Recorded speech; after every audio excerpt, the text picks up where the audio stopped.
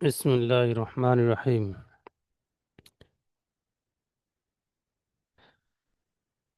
আজকে সবক হবে তাকতির নাম্বার 17, আয়াত করার বা বিরতির নিয়মাবলী। আপনাদের ওস্তাদ শিক্ষক নিশ্চয়ই আপনাকে এটার বিস্তারিত বুঝিয়েছেন। আমি সংক্ষেপে আপনাদেরকে সংক্ষেপে এটা একটু আলোচনা করে দেব।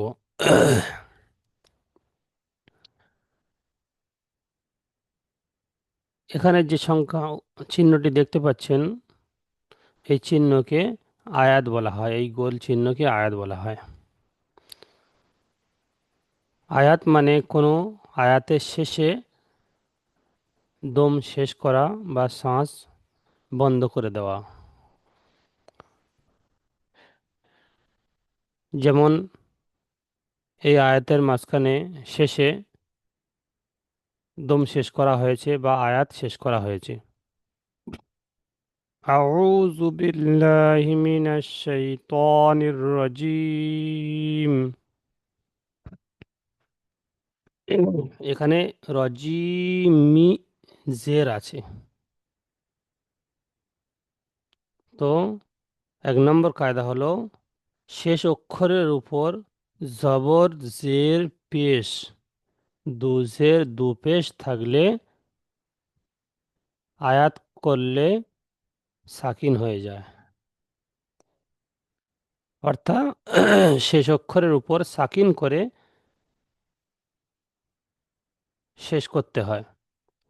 যেমন আউযু বিল্লাহি মিনাশ শাইতানির রাজিম। রজিমি আছে, এখানে রজিম। জিম ইয়া মিম জের জিম, শেষে সাকিন করে থামতে হবে। 1 নম্বর কায়দা হলো যদি শেষ অক্ষরের উপর জবর জের পেশ দুজের দুপেশ থাকে, জবর জের পেশ দুজের দুপেশ থাকে, তো শেষে সাকিন করে পড়তে হবে। আচ্ছা, নিচে আয়াতটা দেখেন, বিসমিল্লাহির রহমানির রহিম। এখানেও জের আছে, সাকিন করা হয়েছে। তারপরে তৃতীয় লাইন, আলহামদুলিল্লাহি রব্বিল আলামিন। এখানে আলামিন না আছে, নুন জবর আছে, এখানেও সাকিন হয়ে গিয়েছে। 1 নম্বর কায়দায় বলা হয়েছে জবর জের পেশ দুজের দু পেশ থাকলে সাকিন হয়ে যাবে। ব্যাস এতটুকু মনে রাখতে হবে। আলামিন। ইয়াকা না'বুদু ওয়া ইয়াকা নাস্তাঈন। এখানে নাস্তাঈনু পেশ আছে, এখানেও সাকিন হয়ে যাবে। কুল হুয়াল্লাহু আহাদ। আহাদুন আছে, ওখানেও সাকিন হয়ে যাবে, আহাদ। আচ্ছা, 1 নম্বর কায়দা এই পর্যন্ত শেষ হয়ে গেল। 2 নম্বর কায়দা, যদি শেষ অক্ষরের উপর দু জবর থাকে তাহলে এক জবর এক আলিফ টান দিয়ে পড়তে হবে, অর্থাৎ শেষে মাদ্দা করে ছাড়তে হবে। যেমন ইসরন আছে, ইয়াসিন পেশ ইউস, র দু জবর রন। ইসরন আছে, তো শেষে মাদ্দা করে ছাড়তে হবে। ইউস র, র আলিফ জবর র, এক জবর এক আলিফ টান দিয়ে ছাড়তে হবে। ইন্না মাআল উসরি ইউসরা।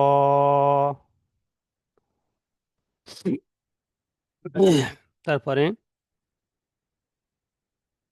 2 নম্বর কায়দা হলো, 3 নম্বর কায়দা, শেষে যদি গোল তা থাকে, শেষ অক্ষরটা যদি গোল তা থাকে, তো শেষে তাটা উঠে গিয়ে হা সাকিন হয়ে যাবে।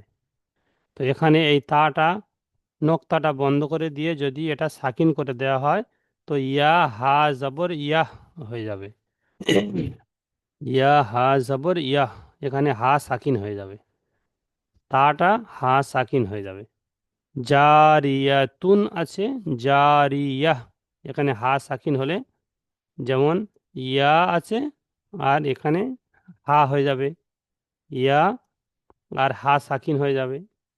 তো ইয়া জবর আছে আর হার উপরে সাকিন যখন হয়ে যাচ্ছে, ও থামার জন্য ইয়া হা জবর ইয়াহ, ইয়া হা জবর ইয়াহ। ফিহা আইনুন জারিয়া তুসকা মিন আইনিন আনিয়াহ, এখানেও শেষে গোল তা আছে, হা সাকিন হয়ে যাবে। আনিয়াহ তুসকা মিন আইনিন আনিয়াহ লা তাসমাউ ফিহা লাগিয়াহ, এখানেও গোলতা আছে, হা সাকিন হয়ে যাবে। ইয়া হা জবর ইয়াহ, লাগিয়াহ। তো এই আয়াত করার কায়দা হলো, আপনারা এটি সবক তৈরি করে সুন্দরভাবে সাপোর্ট অ্যাডমিনকে শুনিয়ে দিবেন। 1 নম্বর কায়দা আরেকবার বলে দিই। শেষে জবর জের পেশ দুজের দুপেশ থাকলে সাকিন হয়ে যাবে। শেষে দু জবর থাকলে এক জবর একারিব টান দিয়ে পড়তে হবে। আর শেষে গোল তা থাকলে হা সাকিন হয়ে যাবে। ভালো থাকুন এবং দারুন নাইম সিদ্দিকা একাডেমির সঙ্গে যুক্ত থাকুন। আসসালামু আলাইকুম রহমতুল্লাহ বারাকাতুহু।